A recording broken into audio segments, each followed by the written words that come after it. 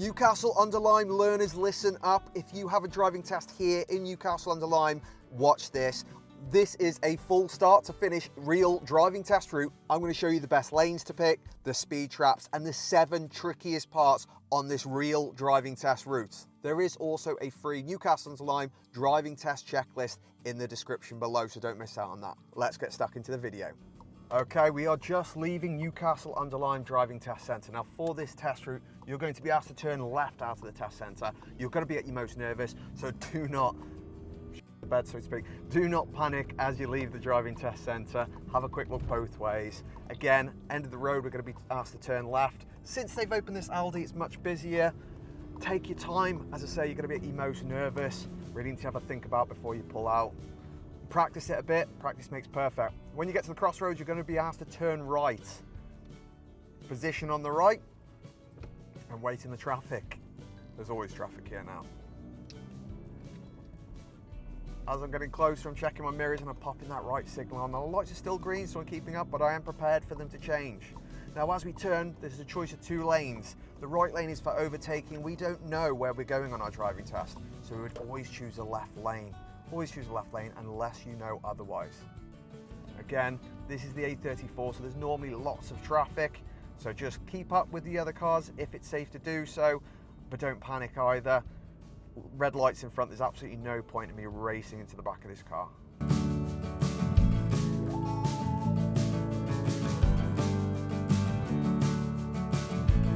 Now as we get down here, your 2 lanes are going to be merging into one, so it's worth just having a little glance in your right mirror and your central mirror, have a good idea of what's around you.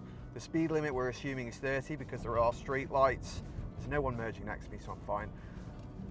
So yeah, we're assuming it's a 30-mile-per-hour speed limit. If it's safe to get up to 30, do. There's no parked cars, there's nothing like that at the moment, so we are safe to do 30, apart from the traffic in front. As I say, I'm just trying to keep up with this car. I'm leaving plenty of space, but I'm keeping up as well. I'm not falling miles behind, because that's what a normal driver would do. Now we've got a few parked cars on the left, and then we plan to take the next left. So I'm going to check my mirrors, I'm going to pop a signal on, I'm getting into second gear nice and early. Now this guy might pull out in front of me, but he shouldn't do because it's my priority. No, he is, she is, that's okay. And that's going to really help with your driving if you half expect what's going to happen. And if they don't, great, but if they do, you're not going to be like, whoa, whoa, oh my God, because that's what ruins people, the expectation or lack of expectation of what's going to happen. Right, we've got parked cars, I'm checking my mirrors, I'm going around, keeping that doors width because it's safe to do so. Roundabout sign, now we're going to be taking the 4th exit right. Central mirror, right mirror signal, positioning on the right, getting into second gear, always second gear on all roundabouts if you don't know where you're going. Most of the time it's going to be second gear anyway. So 1, 2, 3, it's actually 5th exit. I don't know if I said 4th, but it's actually the 5th. Again, 5 exits, you don't often get that on roundabouts, so it's worth practicing there.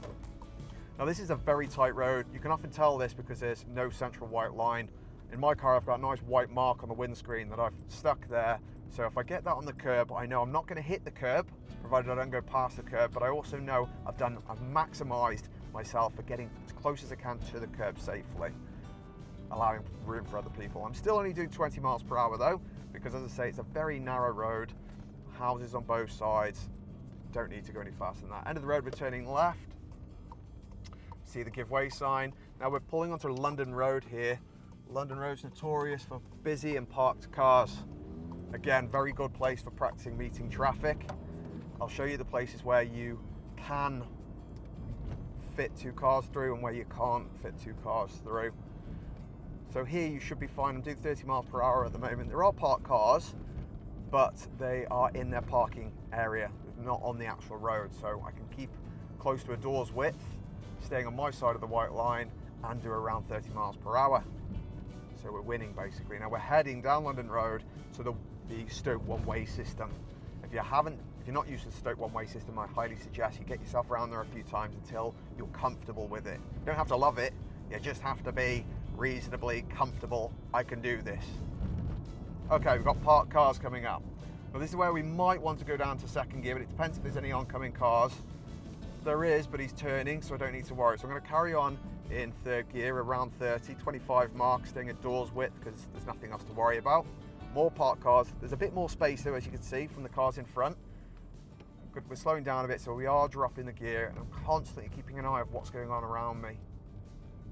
Okay, more parked cars, and you see how everyone's slowed down? We're trying to keep that doors width, but we're not going to be able to here, but we're down to 10 miles per hour, so that's okay.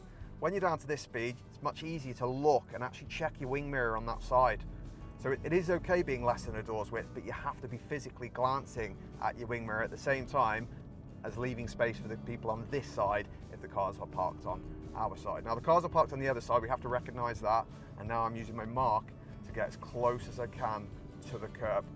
My mark is literally on top of the window wiper knuckle, if you know what I mean, the joints on the window wiper, but you just can't see that knuckle very well in my car. Some cars you can, some you can't. Okay, parked van. Now there wouldn't be space for two cars here, so I'm looking ahead. There's no one coming, so I'm leaving that door's width, and I'm getting around as quickly and safely as I can. There's a parked bike on the other side of the road there. You don't often see that on the wrong side of the road. So yeah, so I'm trying to get, again, nice and close to the curb. That's where one thing where people often lack, they see the parked cars on our side, but they don't always see the parked cars on the other side. Now this van could turn in front of me, but he's not going to, that's good. This guy's just crossing in front of me. Okay, what have we got? We've got a mini roundabout coming up. So mini roundabouts get confusing. We always give way to our right, same as every other roundabout. We're following the road ahead. So we're checking right. Yes, there is a car, but we have space to go. Keep an eye on this guy, check he doesn't walk out in front. This is where people start to go wrong. Now you've got a zebra crossing here. Look on both ways. There you go. There's a guy hiding there behind the van. Just freeze framing this for a second for you guys.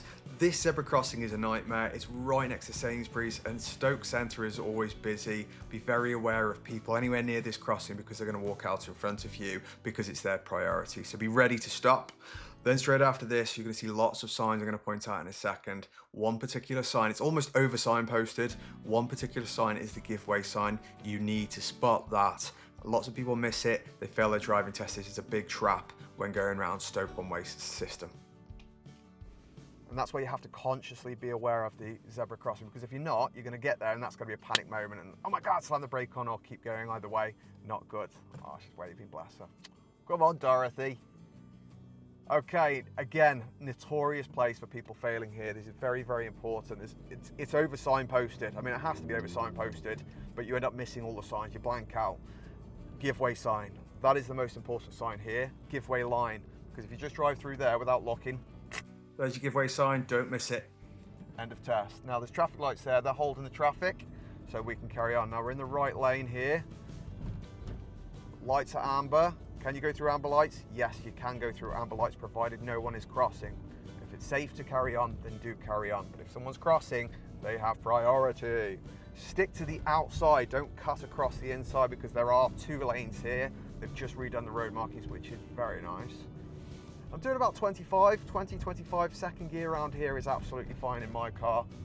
Whatever that gear is in your car, I've got a diesel, so it's a bit noisier. Sticking to the right lane. Now all we have to do now is we have to hug these buildings like a giant roundabout. I'm talking enormous, you know. This thing is just an enormous giant roundabout, so you can just stick to the right. It's no longer overtaking lane, it's a lane you need for where you're going. It's filtering out. So you see the sign there? We want to head towards Stoke Minster. Minster, what a weird one. Anyway, well, where we're headed now is we're headed onto the A500 to sort of bypass through Stoke-on-Trent. And we slow down for that corner, hugging the right, and we continue to hug the right because this is where your lanes are going to split off. Now again, very busy area, lots of people, can be lots of cars, so again, highly recommend practicing Stoke one-way system. I'm slowing down nice and early for the red light, looking behind me, checking what's going on. I might as well slow down because, well, what do I want the lights to do? I want them to change. I don't want to have to stop. Stopping is the enemy. Of course, if you have to stop, stop, but if you can avoid it by slowing down earlier, then do. Now, road marking's rubbish here. We need the left lane, so I'm checking my mirrors, I'm signalling, and I'm moving across. By the way, if it's busy, signal early, okay? Don't pretend you don't want to go there, it's not a secret. Let people know I'd like to come across. And then what are they more likely to do? they're more likely to open up a space for you. But if you don't communicate, I'd like to get across, they're not going to open up a space because they don't know. Okay, now we're going left onto the A500. So the examiner would say, right, can we get in the left lane following signs for A500 North when it's safe to do so, or you'd be following sat nav. We're in that lane, lights slowing down again, red light. Now, as we turn left, the lanes are going to split. The left lane will filter off somewhere else. The right lane will filter onto the A500, which is exactly where we want to go. So as we go left, we're just going to merge straight into that right lane, and that will communicate to the car behind us straight away where we want to go. What we don't want to do is go left, pretend we're going to the left lane, do that for a bit, then signal right and start trying to move into the right lane, because he's going to already be there, and then we're going to make it even harder for ourselves to get it. When you watch this and you find it really helpful, if you want any more, have a look at my test routes on my website. There is another free one on there. They're really, really useful. Okay, have a look at the reviews as well on my Google. Don't take my word for it, see what other people have said, but it's highly likely to help you pass your driving test. It's just going to give you the confidence that you need. And that's what half the driving test is. It's not just about the skills, it's about the confidence. And if you've got a good idea of where you're going, lights are green, check my mirrors a little bit, just having a glance around. It's all you've got to do when you're driving, just keep an eye on what the hell's going on around you. It's literally that simple. Okay, we're on a slip road, A500. Checking my mirrors, I'm signaling, I'm starting to glance early. Okay, I'm getting my speed up though, that's really important. I'm keeping up with this car, see this car on the right? I'm planning to slot in behind him. I'm checking again, one more check over the blind spot. Always check your blind spot when you're merging.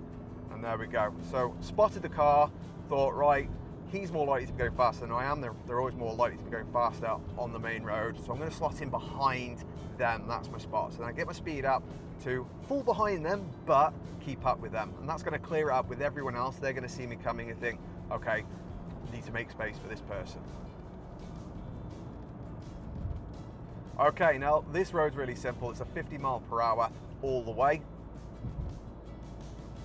If the signs on here are not an order, if they're not circular, then you don't have to listen to them. There's a few areas which says 40 miles per hour, warning.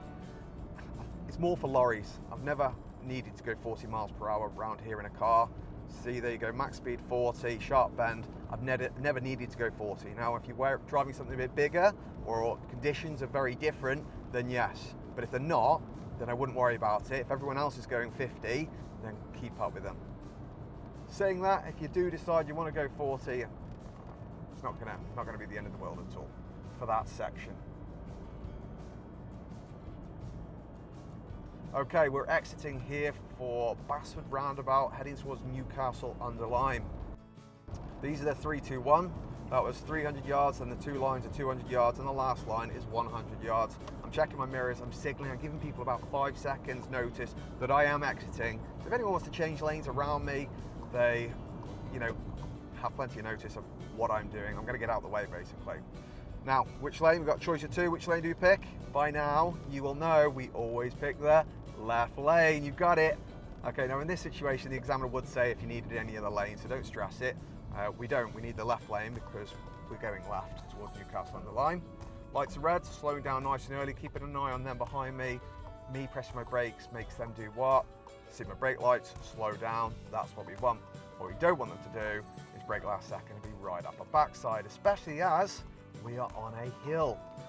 My car, I've got an automatic parking brake, so instead of doing this, when I lift the clutch, it just automatically takes the parking brake off.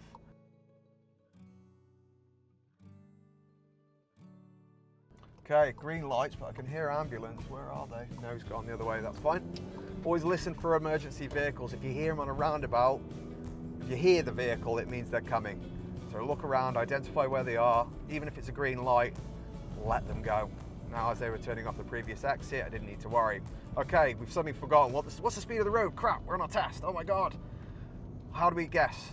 Street lights. Street lights always equals 30. You see a sign, if it's going to be a 40 or 50 or 20, you'll see lots of speed signs in between.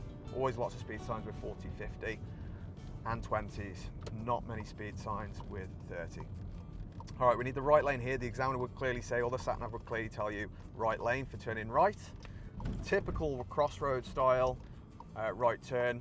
Lights are green, we go through the green light. We never wait behind a green light for turning right, unless your exit's blocked, which it very rarely is.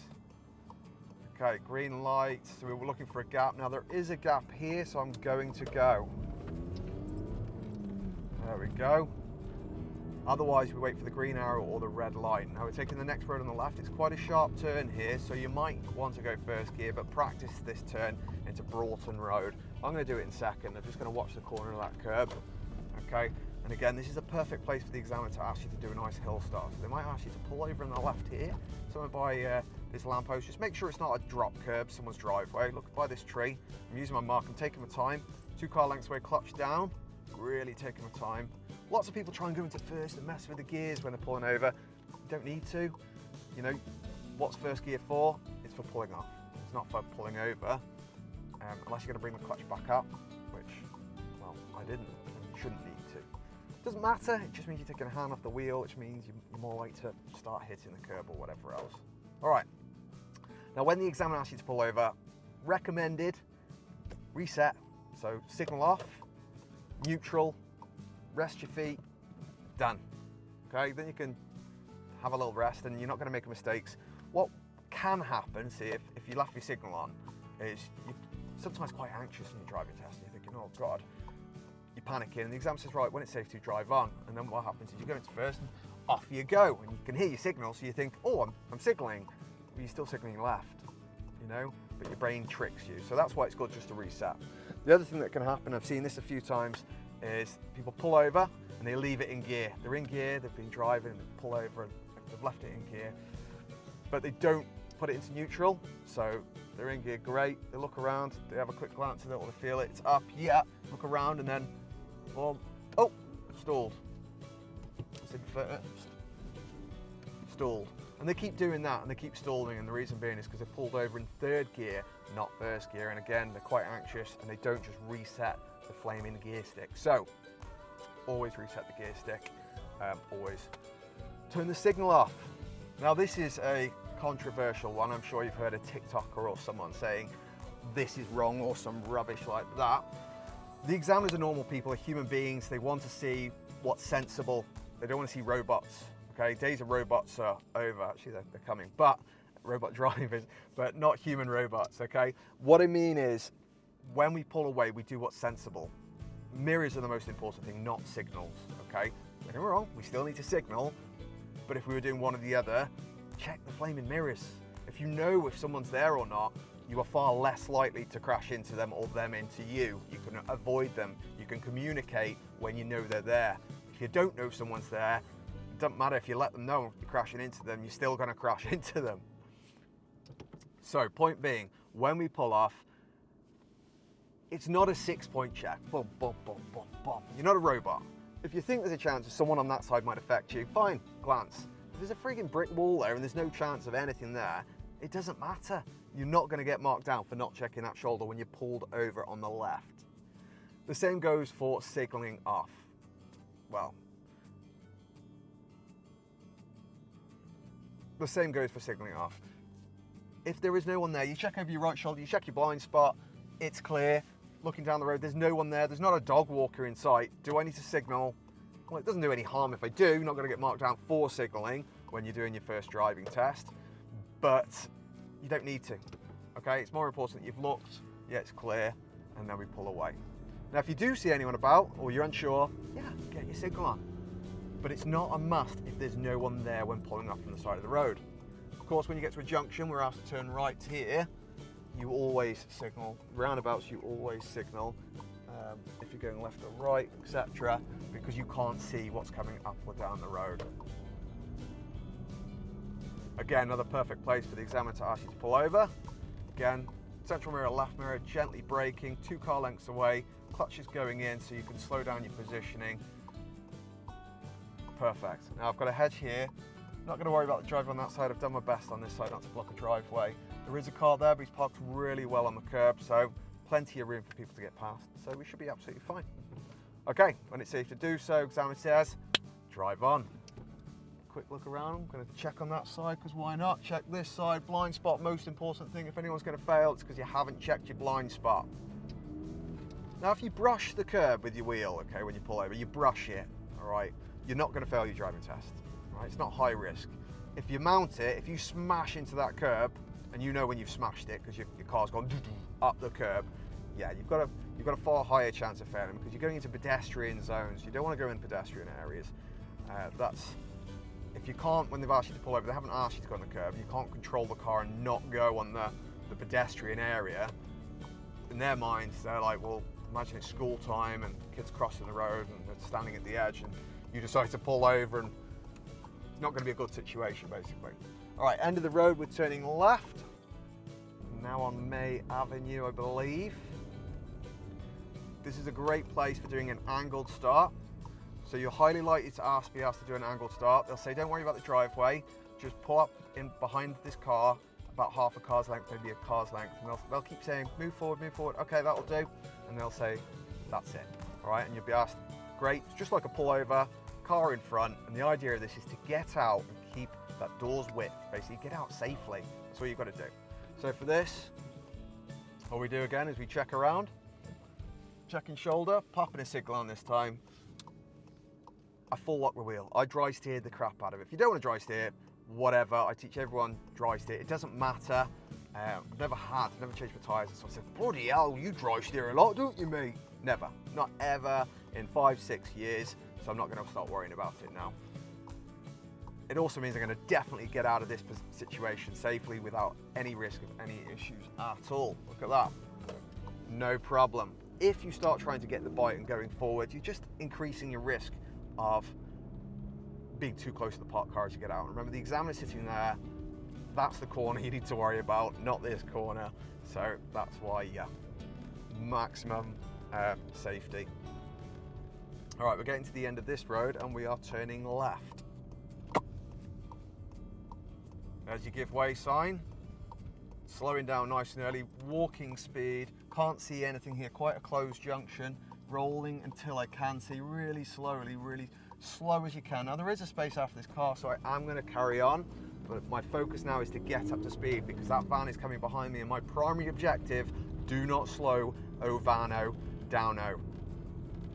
If I slow van down, bad. Now at this point it doesn't matter anymore, you know, it's sorted, but that's your primary objective. Anytime you pull out, your main thing is don't slow the person down. So if you need to get your speed up faster, get your speed up faster. Okay, roundabout. Now there's a few ways we could go here. They can either ask you to turn left or they can ask you to take the second exit. Second exit, I believe, is harder, and it is going to depend on Roadworks, and there are a few Roadworks. So I'm positioned on the outside there, I've signalled after the previous junction, and I'm following the road ahead.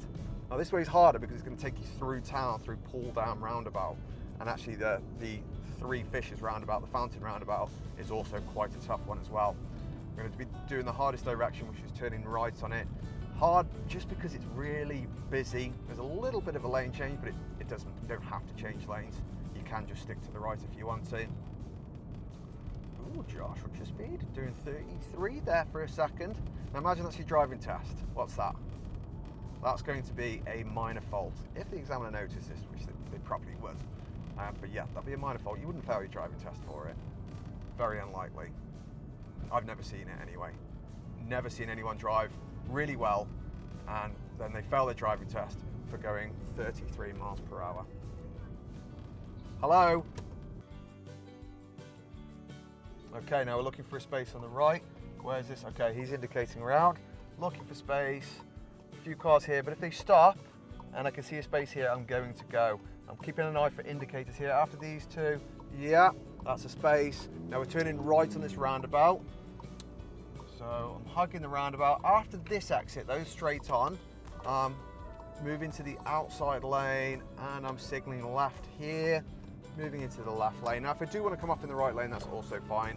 It's not the end of the world, but just remember as you get down here somewhere when it's safe to move back into the left. Otherwise, you're gonna have people undertaking you and you shouldn't, you don't want that. It's not a good situation. Because we're not allowed to undertake. It's actually called overtaking in the left lane, but undertaking, you know what I mean. Okay, the roundabout, turning left, don't signal too early. There's this junction here. If you signal before the junction, someone waiting, they're likely going to pull out on you. Now you can position yourself on the left, sticking to the left, going over the broken white lines, the chevrons, that's what they're there for, to use if you need to use them.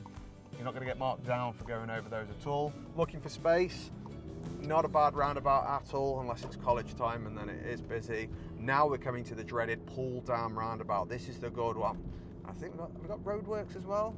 But basically we're following the sign for Stone A34, second exit. Our Roadworks are for left, we don't need to worry. Okay. May do a freeze frame on this, we'll see. But we're following it into the middle lane. We're dropping into second gear. We're staying in the middle lane. And when it's safe to do so, we have to get to the outside. There is space, so now we have to get to the very outside of the roundabout, which is very confusing because there's 3 lanes and you're in the middle lane, so it doesn't make sense. But the left lane actually only goes left, so they shouldn't really be entering the roundabout, and that's why. If you don't position to the left, you're going to be in the right, and that's where the van and the other people are. Now at this roundabout, we're taking the 3rd exit right. Again, this is an interesting situation, because straight after the roundabout you're going to have the Aldi zebra crossing. I'm saying the Aldi zebra crossing because it's a zebra crossing next to Aldi, which is always friggin' busy. And they always catch you. You fly around the roundabout, downhill, and then boom, you've got a zebra crossing and someone's standing there waiting. It's actually how I failed one of my driving tests. It wasn't here, but it was a zebra crossing. I can still see her face to this day. Here we go. And there you go. People crossing the zebra crossing. This is another freeze frame moment, boys and girls, ladies and gents. This zebra crossing is on so many of the driving test routes in Newcastle, and it catches so many people out. It's right next to busy Aldi. We all know how busy Aldi is. There's always someone there. Be very careful. Right, following the road ahead towards Shrewsbury. Lane splits. We're following the left lane.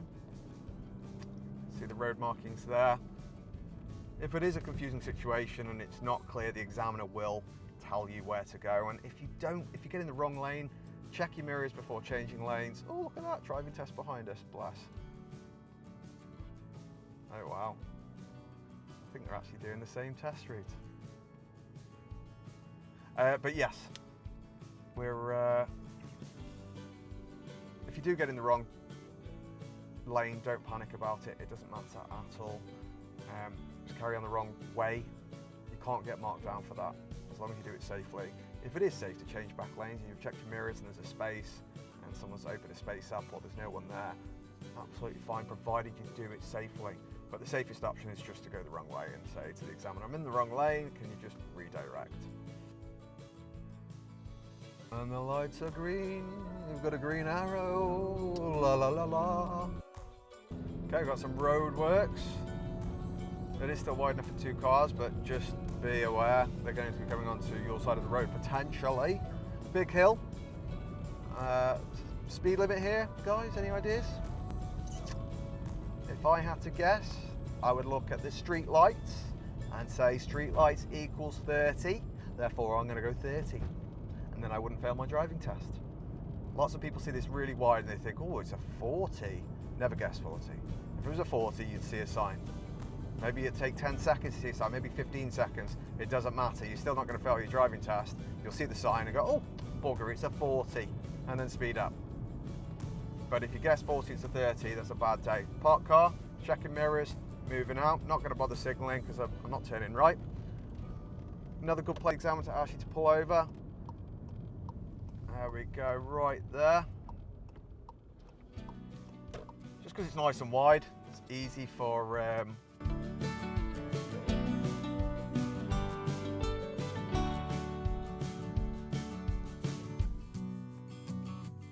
looking for a space, check your mirrors. I'm going to signal this time, just let that lorry that's quite far down the road, just let them know I am going. But the main thing is, get your speed up. If I slow him down, it's still bad.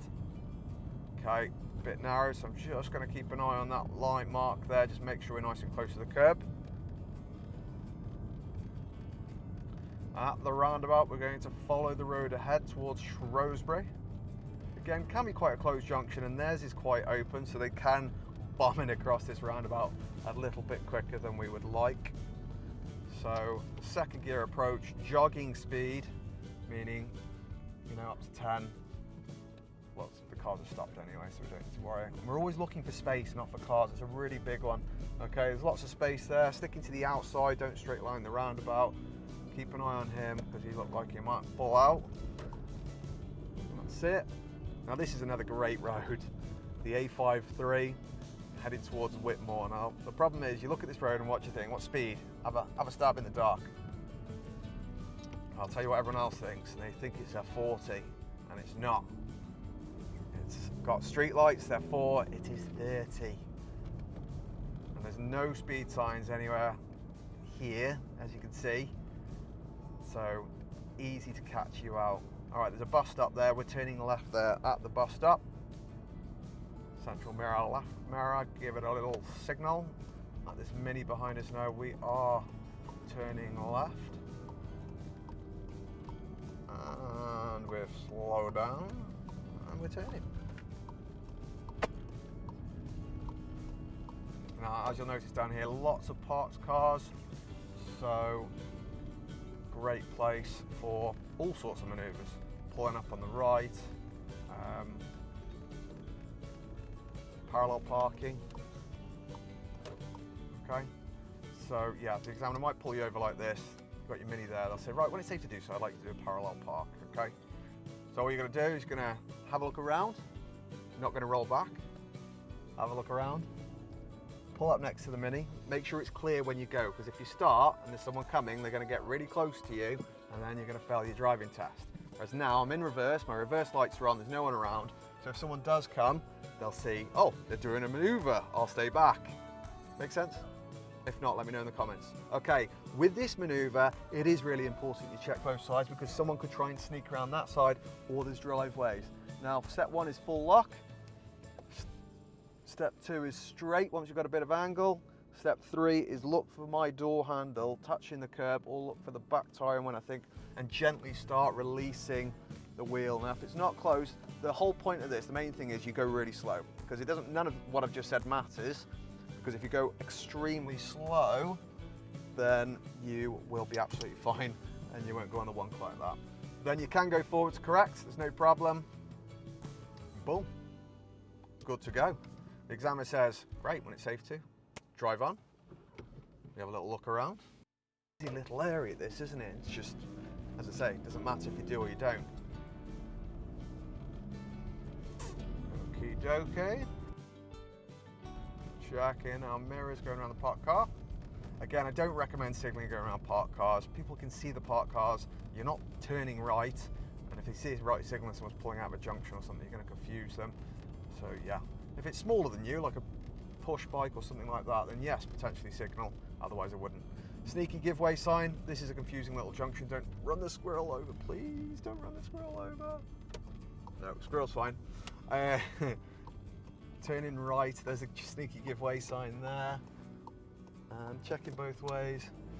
And there's a car there, but I've got space to get out comfortably. That's why we're looking for space, not for cars, because if you look for cars, you're always going to freeze up. Now this is a good one. This road here, the examiner might ask you to pull over down here. Practice this, because this is a bit more of a main road and it's quite tight for another car to get by, so it can feel a little bit pressured. So I'm more likely to hit the curb here. So yeah, practice that and take your time pulling off as well. Don't rush it. If you have to sit there for a few minutes, sit there for a few minutes. Yeah, imagine that was a driving test and that squirrel's there. How much would you panic? No, I'd panic. I don't want to hit a squirrel. I ain't no squirrel killer. Okay, see the signs? They're important. There's what really are going to help you pass your driving test. Okay, because you see that roundabout sign, you know what's happening, which means you can prepare nice and early and get that second gear. Now there's a 40 sign there. Don't try and do 40 on the roundabout, but at least you know what the speed limit is going to be after the roundabout, depending on where you go. Okay, now as we go here, however, you can see there's a 30 sign. Confusing, but it is a 30 miles per hour zone. So we're going to be doing 30 parked car, so we're looking straight ahead for oncoming cars. Assessing, is there space? Yes, I think there is space at a very slow pace. Okay, and there's our learner. I think they've passed. I think they're going to pass their test. Do you think I passed? If you need a bit more help with your driving, you know, maybe you're not feeling as confident as you like, or you've learned to drive in another country, have a look at my online driving course as well. You'll find that on the website. Loads of modules broken down into roundabouts, junctions, speeds, signs, everything you need, dual carriageways, everything you need, all in one basically, all on the website. You can find in the description or at the end of the video. And yeah, have a look at the test routes on the website. As I say, there's a free one on there. Really helpful if you're preparing for a driving test in Newcastle-under-Lyme. We don't lose your head here, guys. You know, lots of people get towards here and they start to lose focus. They're right at the end of the test. Don't do that until you are parked up. The fat lady's not singing.